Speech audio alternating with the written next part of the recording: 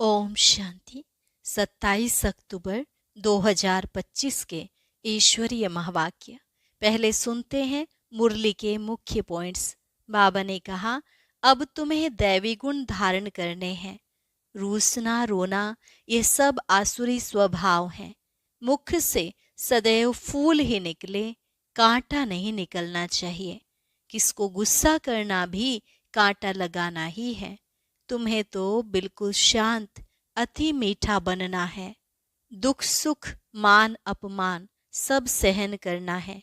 फिर बाबा ने कहा, जरा भी नाजुकपना ना हो। हम फलाने स्थान पर नहीं रह सकते, यह भी नाजुकपना है।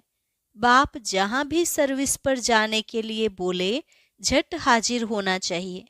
महारथी उनको ही कहा जाता है। नहीं माना तो मिलिट्री नहीं कहेंगे। वह फिर दिल पर नहीं चढ़ सकते। लास्ट में बाबा ने कहा, मेरे मददगार बनो। अगर गद्दी संभालने लायक कोई को आप समान नहीं बनाया तो वह कोई काम के नहीं।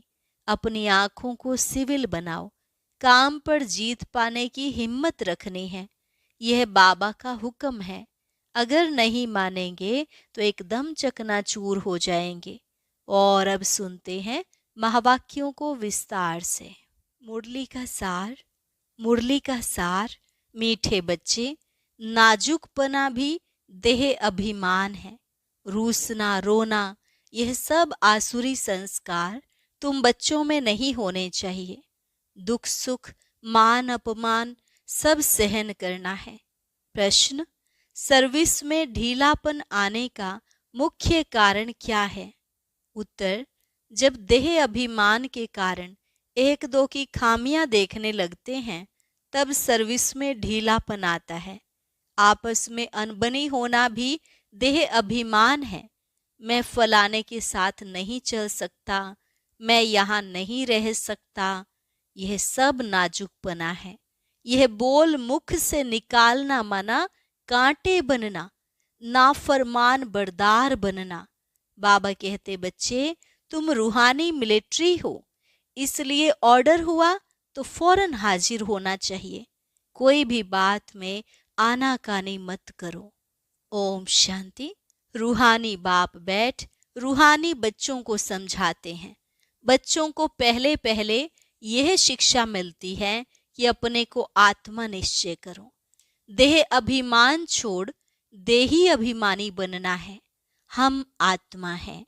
देही अभिमानी बने तभी बाप को याद कर सकें। वह है अज्ञान काल, ये है ज्ञान काल।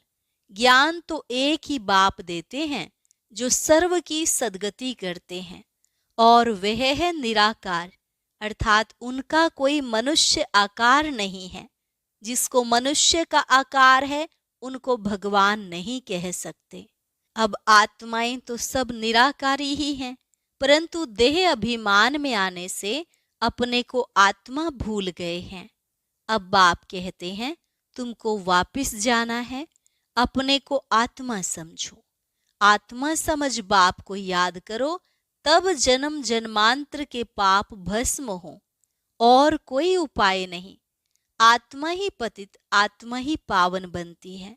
बाप ने समझाया है, पावन आत्माएं हैं सतयुग त्रेता में। पतित आत्मा फिर रावण राज्य में बनती है। सीढ़ी में भी समझाया है, जो पावन थे वह पतित बने हैं। 5000 वर्ष पहले तुम सब आत्माएं शांति धाम में पावन थी। उसको कहा ही जाता है निर्वाण धाम। फिर कलयुग में पतित बनते हैं, तब चिल्लाते हैं, हे पतित पावन आओ। बाबा समझाते हैं, बच्चे मैं जो तुमको ज्ञान दे रहा हूँ पतित से पावन होने का, वह सिर्फ मैं ही देता हूँ, जो फिर प्राय लोप हो जाता है। बाप को ही आकर सुनाना पड़ता है। यहाँ मनुष्यों ने अथाह शास्त्र बनाए हैं। सतयुग में कोई शास्त्र होता ही नहीं। वहाँ भक्ति मार्ग रिंचक भी नहीं। अभी बाप कहते हैं, तुम मेरे द्वारा ही पतित से पावन बन सकते हो। पावन दुनिया जरूर बननी ही है। मैं तो बच्चों को ही आकर राजयोग सिखाता हूँ। दैवी गुण भी धारण करने हैं। रूसना, रोना, यह सब आसुरी स्वभाव है।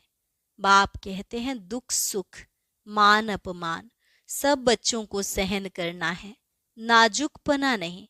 मैं फलाने स्थान पर नहीं रह सकती हूँ, यह भी नाजुकपना है।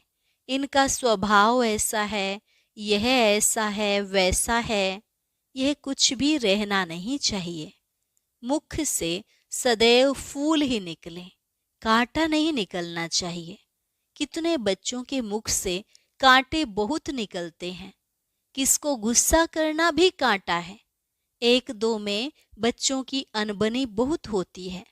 देह अभिमान होने कारण एक दो की खामियां देखते खुद में अनेक प्रकार की खामियां रह जाती हैं, इसलिए फिर सर्विस ढीली पड़ जाती है। बाबा समझाते हैं यह भी ड्रामानुसार होता है, सुधरना भी तो है। मिलिट्री के लोग जब लड़ाई में जाते हैं तो उन्हों का काम ही है दुश्मन से लड़ना। फ्लड्स होती हैं व कुछ हंगामा हुआ तो भी बहुत मिलिट्री को बुलाते हैं। फिर मिलिट्री के लोग मजदूरों आदि का काम भी करने लग पड़ते हैं। गवर्नमेंट मिलिट्री को ऑर्डर करती है यह मिट्टी सारी भरो, अगर कोई ना आया तो गोली के मुंह में। गवर्नमेंट का ऑर्डर मानना ही पड़े। बाप कहते हैं तुम भी सर्विस के लिए बांधे हुए हो। बाप जहां भी सर्विस पर जाने के लिए बोले झट हाजिर होना चाहिए। नहीं माना तो मिलिट्री नहीं कहेंगे, वे फिर दिल पर नहीं चढ़ते। तुम बाप के मददगार हो सबको पैगाम देने में। अब समझो कहाँ बड़ा म्यूजियम खोलते हैं, कहते हैं 10 माइल दूर है, सर्विस पर तो जाना पड़े ना, खर्चे का ख्याल थोड़े ही करना है। बड़े से बड़ी गवर्नमेंट बेहद के बाप का ऑर्डर मिलता है, जिसका राइट हैंड फिर धर्मराज है। उनकी श्रीमत पर ना चलने से फिर गिर पड़ते हैं।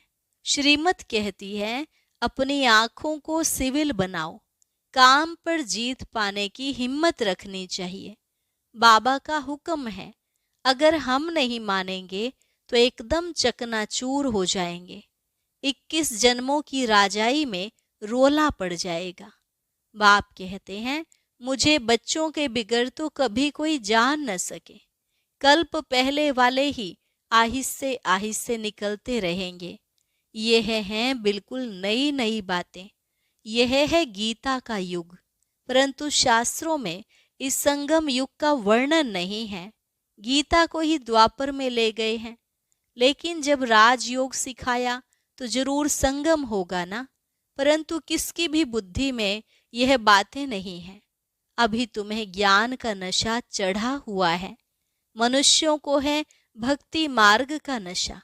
कहते हैं भगवान भी आ जाए तो भी हम भक्ति नहीं छोड़ेंगे।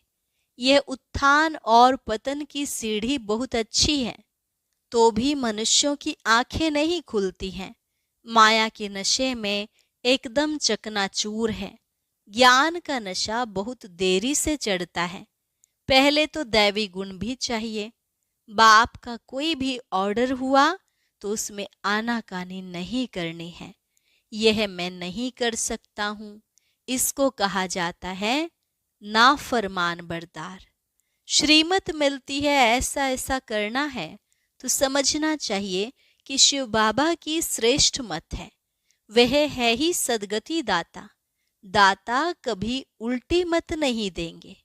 बाप कहते हैं मैं इनके बहुत जन्मों के अंत में प्रवेश करता हूँ। इनसे भी देखो लक्ष्मी ऊंच चली जाती है। गायन भी है, फीमेल को आगे रखा जाता है। पहले लक्ष्मी फिर नारायण, यथा राजा रानी तथा प्रजा हो जाती है। तुमको भी ऐसा श्रेष्ठ बनना है। इस समय तो सारी दुनिया में रावण राज्य है। सभी कहते हैं राम राज्य चाहिए। अब है संगम। जब इन लक्ष्मी नारायण का राज्य था तो रावण राज्य नहीं था। फिर चेंज कैसे होती है यह कोई नहीं जानते। सभी घोर अंधियारे में है। समझते हैं कलयुग तो अभी छोटा बच्चा है, रेगड़ी पहन रहा है, तो मनुष्य और ही नींद में सोए हुए हैं। यह रूहानी नॉलेज, रूहानी बाप ही रूहों को देते हैं, राजयोग भी सिखलाते हैं। श्री कृष्ण को रूहानी बाप नहीं कहेंगे।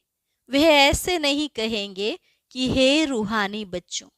यह भी लिखना चाहिए, रूहानी नॉलेजफुल बाप स्पिरिचुअल नॉलेज रूहानी बच्चों को देते हैं। बाप समझाते हैं, दुनिया में सभी मनुष्य हैं देह अभिमानी। मैं आत्मा हूं यह कोई नहीं जानते हैं। बाप कहते हैं किसकी भी आत्मा लीन नहीं होती है। अभी तुम बच्चों को समझाया जाता है दशहरा दीपावली क्या है। मनुष्य तो जो भी पूजा आदि करते हैं सब ब्लाइंड फेथ की, जिसको गुड्डी पूजा कहा जाता है, पत्थर पूजा कहा जाता है। अभी तुम पारस बुद्धि बनते हो तो पत्थर की पूजा नहीं कर सकते हो। चित्रों के आगे जाकर माथा टेकते हैं, कुछ भी समझते नहीं। कहते भी हैं ज्ञान भक्ति और वैराग्य। ज्ञान आधा कल्प चला, फिर भक्ति शुरू हुई। अब तुमको ज्ञान मिलता है तो भक्ति से वैराग्य आ जाता है। यह दुनिया ही बदलती है। कलयुग में भक्ति है, सतयुग में भक्ति होती नहीं, वहां है ही पूज्य। बाप कहते हैं बच्चे तुम माथा क्यों टेकते हो? आधा कल्प तुमने माथा भी घिसाया, पैसे भी गंवाए, मिला कुछ नहीं। माया ने एकदम माथा मोड़ लिया है, कंगाल बना दिया है। फिर बाप आकर सबका माथा ठीक कर देते हैं। सभी आहिस्ते आहिस्ते कुछ यूरोपियन लोग भी समझते हैं। बाबा ने समझाया है यह भारतवासी तो बिल्कुल तमोगुणी बन गए हैं। वह और धर्म वाले फिर भी पीछे आते हैं तो सुख भी थोड़ा दुख भी थोड़ा मिलता है।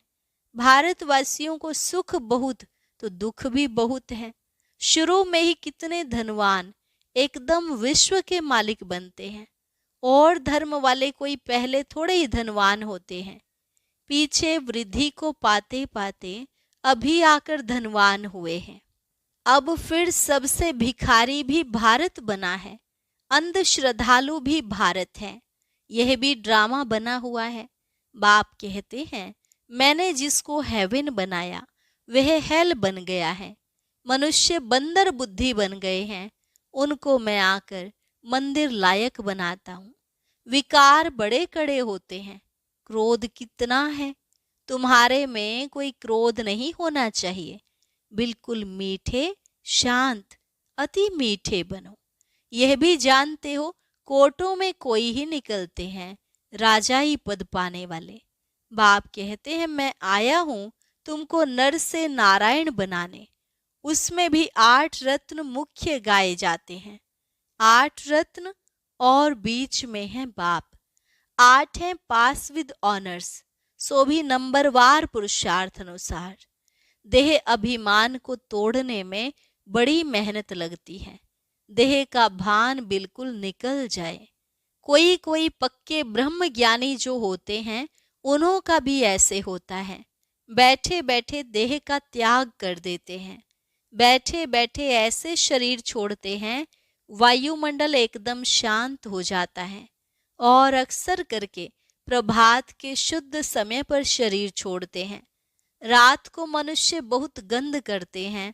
सुबह को स्नान आदि करके भगवान भगवान कहने लगते हैं, पूजा करते हैं। बाप सब बातें समझाते रहते हैं। प्रदर्शनी आदि में भी पहले पहले तुम अल्फ का परिचय दो। पहले अल्फ और बे। बाप तो एक ही निराकार है। बाप रचयिता ही बैठ रचना के आदि मध्य अंत का ज्ञान समझाते हैं। वही बाप कहते हैं मामेकम याद करो। देह के संबंध छोड़ अपने को आत्मा समझ मामेकम याद करो। बाप का परिचय तुम देंगे, फिर किसको हिम्मत नहीं रहेगी प्रश्न उत्तर करने की। पहले बाप का निश्चय पक्का हो जाए तब बोलो 84 जन्म ऐसे लिए जाते हैं। चक्र को समझ लिया, बाप को समझ लिया, फिर कोई प्रश्न उठेगा नहीं। बाप का परिचय देने बिगर बाकी तुम टिक टिक करते हो तो उसमें तुम्हारा टाइम वेस्ट बहुत हो जाता है। गले ही घुट जाते हैं। पहली पहली बात अल्फ की उठाओ। टिक टिक करने से समझ थोड़े ही सकते हैं। बिल्कुल सिंपल रीति और धीरे से बैठ समझाना चाहिए। जो देही अभिमानी होंगे वही अच्छा समझा सकेंगे। बड़े बड़े म्यूजियम में अच्छे अच्छे समझाने वालों को मदद देनी पड़े। थोड़े रोज अपना सेंटर छोड़ मदद देने आ जाना है। पिछाड़ी में सेंटर संभालने कोई को बिठा दो। अगर गद्दी संभालने लायक कोई को आप समान नहीं बनाया है तो बाप समझेंगे कोई काम के नहीं, सर्विस नहीं की। बाबा को लिखते हैं सर्विस छोड़ कैसे जाएं। अरे बाबा हुक्म करते हैं फलानी जगह प्रदर्शनी है, सर्विस पर जाओ। अगर गद्दी लायक किसको नहीं बनाया है तो तुम किस काम के। बाबा ने हुक्म दिया, झट भागना चाहिए। महारथी ब्राह्मणी उनको कहा जाता है, बाकी तो सब हैं घोड़े सवार प्यादे। सबको सर्विस में मदद देने हैं। इतने वर्ष में तुमने किसको आप समान नहीं बनाया है तो क्या करते थे। इतने समय में मैसेंजर नहीं बनाया है जो सेंटर संभाले। कैसे कैसे मनुष्य आते हैं जिनसे बात करने का भी अक्ल चाहिए। मुरली भी जरूर रोज पढ़नी है अथवा सुननी है। मुरली नहीं पढ़ी तो गोया एब्सेंट पड़ गई। तुम बच्चों को सारे विश्व पर घेराव डालना है। तुम सारे विश्व की सेवा करते हो ना। पतित दुनिया को पावन बनाना, यह घेराव डालना है। सभी को मुक्ति, जीवन मुक्ति धाम का रास्ता बताना है, दुख से छुड़ाना है। अच्छा, मीठे मीठे सिकिलधे बच्चों प्रति माता पिता बाप दादा का याद प्यार और गुड मॉर्निंग। रूहानी बाप की रूहानी बच्चों को नमस्ते। रूहानी बच्चों की रूहानी बाप दादा को नमस्ते नमस्ते, गुड मॉर्निंग। शुक्रिया बाबा, शुक्रिया। धारणा के लिए मुख्य सार। बहुत मीठे, शांत, अति मीठे स्वभाव का बनना है। कभी भी क्रोध नहीं करना है। अपनी आंखों को बहुत बहुत सिविल बनाना है। बाबा जो हुक्म करे उसे फौरन मानना है। सारे विश्व को पतित से पावन बनाने की सेवा करनी है, अर्थात घेराव डालना है। वरदान। बाप की याद द्वारा असंतोष की परिस्थितियों में सदा सुख व संतोष की अनुभूति करने वाले महावीर भव। बाप की याद द्वारा असंतोष की परिस्थितियों में सदा सुख व संतोष की अनुभूति करने वाले महावीर भव। सदा बाप की याद में रहने वाले हर परिस्थिति में सदा संतुष्ट रहते हैं, क्योंकि नॉलेज की शक्ति के आधार पर पहाड़ माफिक परिस्थिति भी राई अनुभव होती है। राई अर्थात कुछ नहीं। चाहे परिस्थिति असंतोष की हो, दुख की घटना हो, लेकिन दुख की परिस्थिति में भी सुख की स्थिति रहे तब कहेंगे महावीर। कुछ भी हो जाए, नथिंग न्यू के साथ साथ बाप की स्मृति से सदा एक रस स्थिति रह सकती है। फिर दुख अशांति की लहर भी नहीं आएगी। स्लोगन। अपना दैवी स्वरूप सदा स्मृति में रहे तो कोई की भी व्यर्थ नजर नहीं जा सकती। अपना दैवी स्वरूप सदा स्मृति में रहे तो कोई की भी व्यर्थ नजर नहीं जा सकती। अव्यक्त इशारा। स्वयं और सर्व के प्रति मनसा द्वारा योग की शक्तियों का प्रयोग करो। जैसे साइंस की शक्ति का प्रयोग लाइट के आधार पर होता है। अगर कंप्यूटर भी चलता है तो कंप्यूटर माइट है, लेकिन आधार लाइट है। ऐसे आपके साइलेंस की शक्ति का भी आधार लाइट है। जब वह प्रकृति की लाइट अनेक प्रकार के प्रयोग प्रैक्टिकल में करके दिखाती है तो आपकी अविनाशी परमात्म लाइट, आत्मिक लाइट और साथ साथ प्रैक्टिकल स्थिति लाइट, तो इससे क्या नहीं प्रयोग हो सकता। अच्छा, और अभी सुनते हैं आज का